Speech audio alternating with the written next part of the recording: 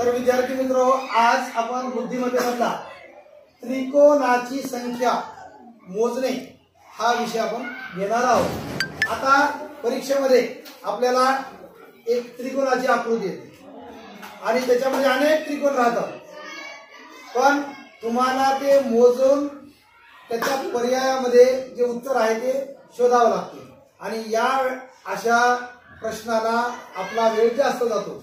म्हणून तुम्हाला मी short trick सांगणार आहे की त्रिकोणाचे जे दिलेल्या आकृतीत किती त्रिकोण आहेत ते कसे मोजायचे आणि अत्यंत कमी वेळेमध्ये। चला तर आपण एक उदाहरण घेऊया।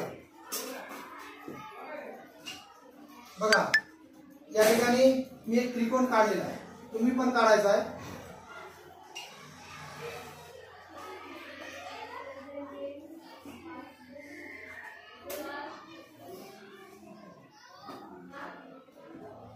आता ही आकृती आहे, बरोबर आहे। आता असं जर मोजलं तर तुम्ही कन्फ्युज होता की त्यात किती त्रिकोण असू शकतात, बरोबर आहे। आता तुम्ही कसं मोजणार मी तुम्हाला मोजून दाखवतो। तुम्ही कसं मोजणार सांगतो तुम्हाला मी।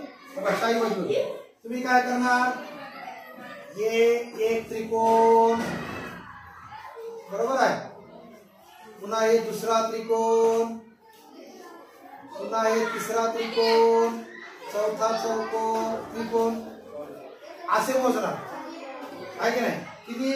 पण याच्यापेक्षा तुम्हाला शॉर्टकट मेथड सांगतो।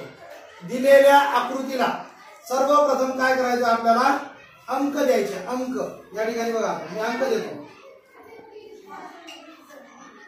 अंक द्यायचे, मोजत बसायचं नाही। अत्यंत कमी वेळेमध्ये तुम्हाला योग्य आणि करेक्ट उत्तर तुम्हाला मिळतील। 1 2 3 आणि 4 दिले क्रमांक। आता या क्रमांकाची काय करायची, आपल्याला बेरीज करायची आहे। किती होते बेरीज सांगा, 5.5 किती होते बेरीज, 10। या ठिकाणी एकूण त्रिकोण किती आहेत मग, 10। गीता म्हणत होती 4 किंवा 5, पण निघाले किती त्रिकोण, 10। तर आपल्याला जे लपलेले त्रिकोण आहेत ते आपल्याला लक्षात येत नाही, म्हणून ही शॉर्टकट ट्रिक या ठिकाणी आपण समजून घेऊया। चला, तुम्हाला मी दुसरं उदाहरण देतो।